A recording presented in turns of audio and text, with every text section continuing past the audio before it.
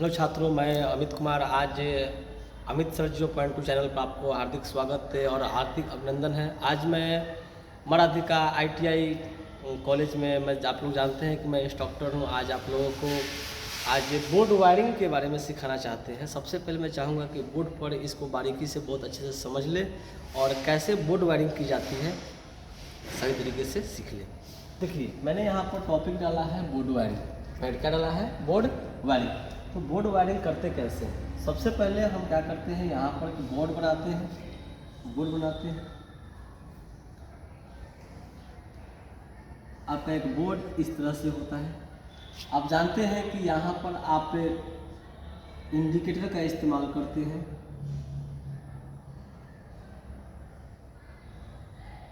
यहाँ पर आप किसका? इंडिकेटर का इस्तेमाल करते हैं और एक फ्यूज लगाते हैं।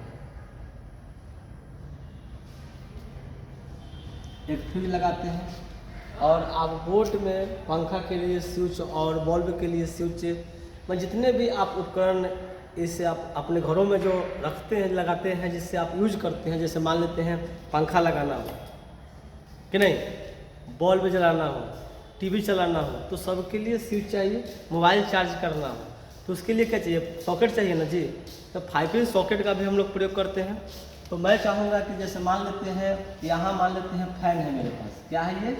फैन है कि नहीं। ये मान लेते हैं क्या है? बल्ब है। क्या मान लेंगे हम? बल्ब है। ये क्या है? बल्ब है। क्या है ये? बल्ब है। बल्ब है यानी घर में आप जानते हैं कि घरों में पंखा भी लगाते हैं, बल्ब भी लगाते हैं और एक 5 पिन सॉकेट रखते हैं जिससे हम मोबाइल चार्ज कर सकें, या घर में कपड़ा वगैरह जो आयरन करना हो तो आयरन लगाकर हम कपड़ा को आयरन कर सकें कि नहीं। तो उसको वायरिंग करना है, हम किस तरह से वायरिंग करते हैं जिसको समझते हैं। देखिए, हम यहाँ पर एक 5 पिन सॉकेट बना रहे हैं। ये जो है आपका क्या है? 5 पिन सॉकेट।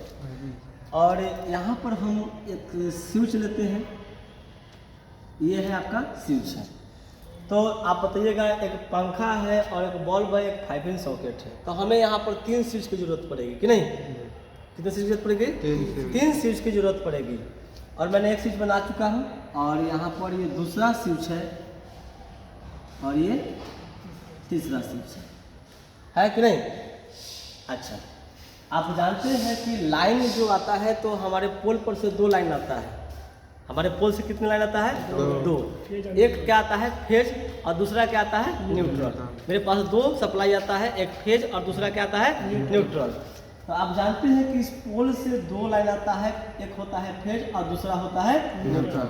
देखिए, सबसे पहले हम क्या करेंगे, इस फेज को हम इंडिकेटर में देते हैं। कहाँ देते हैं? इंडिकेटर। और इस न्यूट्रल को भी कहाँ देते हैं? इंडिकेटर में कि नहीं। अब देखिए, हम क्या करते हैं कि इंडिकेटर से हम फिर जाते हैं कहाँ? फ्यूज में सप्लाई देते हैं। पहले मैंने फेज को कहाँ दिया? इंडिकेटर में। और न्यूट्रल को भी कहाँ दिया? इंडिकेटर में। और हमने फेज सप्लाई इंडिकेटर से कहाँ लिया? फ्यूज में। अब बताइए, ये जो इंडिकेटर है, आप जानते हैं कि 2 क्रम में किसी चीज को जोड़ा जाता है, एक सीरीज में और दूसरा पैरेलल में। अब बताइएगा, इस इंडिकेटर को हम किस श्रेणी में जोड़ रहे हैं? सीरीज में जोड़ रहे हैं कि पैरेलल में जोड़ रहे हैं? इसको हम कहाँ जोड़ रहे हैं? पैरेलल में जोड़ रहे हैं। कहाँ जोड़ रहे हैं? पैरेलल में। क्योंकि देखिए, यहाँ पर फेज भी दे रहे हैं और न्यूट्रल भी दे रहे हैं। फिर हमने इंडिकेटर से सप्लाई कहाँ दिया? फ्यूज में। और फिर क्या करेंगे, हम फ्यूज से यहाँ से सप्लाई लेकर और क्या करेंगे, पूरे हम क्या करेंगे, स्विच में हम क्या दिए? सप्लाई कि नहीं। और जितने भी यहाँ पर जो फ्यूज में है, इसको हम किस में जोड़ रहे हैं? सीरीज में जोड़ रहे हैं। किसमें जोड़ रहे हैं? सीरीज में। और सीरीज में भी किसे दिए? सप्लाई सीरीज में है कि नहीं। अब देखिए, हमको यहाँ पर पंखा के लिए देना है, पंखा को देना है सप्लाई देना है, और बल्ब को देना है सप्लाई, और 5 पिन सॉकेट को देना है। तो हम इस स्विच का प्रयोग इसलिए किए हैं कि हर स्विच के माध्यम से हम तो चाहेंगे डायरेक्ट बढ़े। डायरेक्ट चाहिएगा बढ़ने के लिए, डायरेक्ट बढ़ेगा तो हमेशा बढ़ते रहेगा, जिससे बिजली का खपत क्या होगा? अधिक होगा। जिससे नुकसान किसका होगा? आप ही का होगा। बिजली बिल अधिक आएगी तो बिजली बिल आप ही को ना भरना पड़ेगा। तो हम लोग स्विच का प्रयोग इसलिए करते हैं कि जब हमारा इस पंखा का उपयोग ख़त्म हो जाए तो हम उसको बंद कर दें। कि नहीं। जब मान लेते हैं बल्ब की ज़रूरत नहीं है, जैसे अंधेरा है तो हम बल्ब बार रहे हैं, अब मान लेते हैं अंधेरा खत्म हो गया है तो हम बल्ब को बुझा दें। अब 5 पिन सॉकेट है, 5 पिन सॉकेट में इस वजह से मान लेते हैं चार्जर लगा है चार्ज करने के लिए कि नहीं। जब मैं चार्जिंग करने का काम खत्म हो गया है, आयरन करने का काम खत्म हो गया है, 5 पिन सॉकेट का काम, हम क्या करें, स्विच को ऑफ कर देंगे कि नहीं। अब देखिए सबसे पहले हम बल्ब का हम यहाँ पर करते हैं। तो देखिए यहाँ इस स्विच में देखिए तो क्या दिया गया है, फेज दिया गया है कि न्यूट्रल दिया गया है। देखिए फेज यहाँ से आया इंडिकेटर में और इंडिकेटर से कहाँ गया, फ्यूज में गया। अब देखिए फ्यूज में फेज आया है कि न्यूट्रल आया है, फेज आया है। तो हम पूरे स्विच को फेज दिए हैं ना जी। जब यहाँ से जब इंडिकेटर से जब फ्यूज में फेज गया है तो हम पूरे स्विच को क्या दिए, फेज दिए। अब देखिए हम क्या करेंगे कि यहाँ से हमको हर एक बल्ब है, फैन है और 5 पिन सॉकेट है, सबको हम क्या करते हैं स्विच के माध्यम से सभी को सप्लाई देते हैं। अब देखिए यहाँ से स्विच को लेकर जाते हैं, स्विच से हम जोड़ दिए। तो देखिए यहाँ जब फेज है स्विच में तो यहाँ भी फेज होगा, तो इस बल्ब को फेज दिए कि न्यूट्रल दिए, फेज दिए। तो आप जानते हैं कि बल्ब को जब हम फेज दे दिए तो इसको न्यूट्रल चाहिए तब बढ़ेगा ये। अच्छा न्यूट्रल कहाँ है, इंडिकेटर में है। तो जहाँ न्यूट्रल का एक नियम होता है कि न्यूट्रल जहाँ से नज़दीक पड़े, नज़दीक जहाँ से पड़े हम न्यूट्रल वहीं से दे देते हैं। तो यहाँ से हम क्या करेंगे, हम न्यूट्रल दे दिए कि नहीं। अब इस स्विच को ऑफ ऑन करेंगे तो ये बढ़ेगा और बुतेगा कि नहीं। ये किसका सप्लाई किया हमने, बल्ब का। अब हम देखिए यहाँ पर फैन के लिए करेंगे, किसके लिए, फैन के लिए। देखिए इस स्विच में फेज का सप्लाई हो गया है तो यहाँ भी फेज होगा ना। तो यहाँ से क्या करेंगे हम, यहाँ से क्या करेंगे, इसमें सप्लाई दे दिए हम। तो इस फैन में हमने फेज सप्लाई दिया कि न्यूट्रल सप्लाई दिया, फेज सप्लाई दिया। तो न्यूट्रल भी देंगे तब चलेगा ये। तो न्यूट्रल देखिए तो यहाँ है ना जी, यहाँ से उठाकर हम क्या कर दिए, न्यूट्रल दे दिए कि न दिए।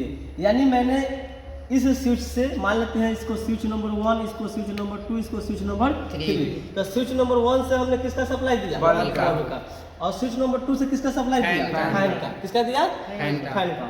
और स्विच नंबर 3 ये 5 पिन सॉकेट है। इस 5 पिन सॉकेट का उपयोग हम लोग क्या करते हैं घर में चार्जिंग, मोबाइल चार्जिंग के लिए, चाहे आयरन वगैरह जो है कि नहीं, इसके लिए हम करते हैं। तो हम क्या करेंगे, यहाँ से मैं क्या करूँगा कि एक यहाँ से हमने कनेक्ट फेज दे दिया, इस 5 पिन सॉकेट को हमने क्या दिया, फेज दिया। और इसको एक न्यूट्रल चाहिए, हम न्यूट्रल की सप्लाई यहाँ दे दी। यानी इस स्विच से ये 5 पिन सॉकेट कार्य करेगा कि नहीं। तो ये आपका बोर्ड वायरिंग है कि नहीं। और अधिकांश इसी चीज़ पर माने हम लोग वायरिंग करते हैं। तो मैं चाहूँगा कि अभी मैंने ये थ्योरेटिकल आप लोगों के ड्राइंग के माध्यम से समझाया और मैं चाहूँगा कि आपको बहुत अच्छे से ये समझ में आई होगी। और मैं चाहूँगा कि इसको प्रैक्टिकली द्वारा हम इसको बढ़िया से आप लोग करते और करके और ये दिखाया था कि और अच्छा साबित होता कि नहीं जी। तो आप लोग प्रैक्टिकल कीजिए कि नहीं, प्रैक्टिकल आप लोग कीजिए। अभी हमने ये सभी बच्चों को ड्राइंग के माध्यम से आज ये बोर्ड वायरिंग का प्रैक्टिकल समझाने का कार्य किया। आज मैं सबसे पहले मैं प्रैक्टिकल करने जा रहा हूँ। सबसे पहले जो उपकरण जो लगेंगे वो समझिए। देखिए एक इलेक्ट्रीशियन का सबसे पहला काम है एक टेस्टर रखना, एक टेस्टर रखना। ये टेस्टर समझिए कि एक इलेक्ट्रीशियन का समझिए कि मित्र होता है, दोस्त होता है। और ये होता है, इसको हम बोलते हैं स्क्रू ड्राइवर। स्क्रू का मतलब होता है पेंच, ड्राइव का मतलब होता है घुमाना, यानी इसको कसना, यानी उसको कहते हैं पेचकस भी कहते हैं। इसको क्या कहते हैं, पेचकस। इंग्लिश शब्द है इसका स्क्रू ड्राइवर। क्या नाम है इसका, स्क्रू ड्राइवर। इससे हम क्या करते हैं, पेंच को कसने के लिए इसका उपयोग करते हैं। ये है वायर स्टिपर। क्या है, इसे हम तार को काटते और छीलते हैं। क्या करते हैं, काटते और छीलते हैं। अब देखिए बोर्ड वायरिंग करने के लिए ये देखिए मेरे पास ये क्या है, 5 पिन सॉकेट है। क्या है, मेरा 5 पिन सॉकेट है। और देखिए ये क्या है, स्विच है। और देखिए यहाँ पर कौन सा स्विच है, ये 1A स्विच है। क्या स्विच है, क्योंकि देखिए इसके पास टर्मिनल का वो है। आपको कई टर्मिनल दिखाई दे रहा है, 2 टर्मिनल, एक टर्मिनल और 2 टर्मिनल। तो ये आपको 1A स्विच है। 1A स्विच को ऊपर पीछे जाने के लिए 1A स्विच है। अब देखिए यहाँ पर ये जो है आपका क्या है, ये इंडिकेटर है। ये क्या करता है, इंडिकेटर। सप्लाई आया है या ना आया है इसको इंडिकेट करता है कि नहीं, क्योंकि यहाँ पर ये बढ़ता है तो इसका क्या समझ लेते हैं कि मेरा लाइन सप्लाई आ रही है। और देखिए ये फ्यूज है, ये क्या है, फ्यूज है। और ये फ्यूज के माध्यम से क्या करते हैं कि हम फ्यूज के माध्यम जानते हैं कि ये फ्यूज कट जाती है, यानी जितने भी समस्या, यदि कोई समस्या आ जा रही है, ये पूरे समस्या क्या करती है, ये फ्यूज अपने ऊपर ले लेती है कि नहीं, कि नहीं, ये घटना को खुद सहन कर लेती है और आपके जितने भी पंखा बल्ब जो है उसको क्या करती है, बचा पाती है कि नहीं। तो मैं चाहूँगा कि आप लोग बोर्ड वायरिंग कीजिए। और देखिए, बोर्ड वायरिंग करने के लिए आपके पास फ्यूज होना अनिवार्य है और इंडिकेटर होना चाहिए और 5 पिन सॉकेट होना चाहिए। और हमने यहाँ पर स्विच लिया और देखिए यहाँ पर अब ये देखिए बनाया हुआ है, यहाँ पर इंडिकेटर दिया गया है और यहाँ पर फ्यूज है और देखिए यहाँ पर स्विच लगाया गया है, ये 5 पिन सॉकेट है। तो आज के लिए इतना ही रहेगा। मैं आज आप लोगों को बोर्ड वायरिंग के बारे में पढ़ाया और उनका ड्राइंग बताया और उनका प्रैक्टिकल भी समझाया और बच्चे अब प्रैक्टिकल करेंगे। तो आज के लिए धन्यवाद बहुत बहुत। आज हमें मौका मिला है फर्स्ट क्लास से आज बोर्ड वायरिंग के बारे में समझाने के लिए। ऐसे ही आपके चैनल अमित सर 0.2 पर हमेशा आते रहेगा और मैं चाहूँगा कि हमेशा आप लोग ऐसे ही प्यार और ऐसे ही सपोर्ट करते रहिए कि नहीं। धन्यवाद।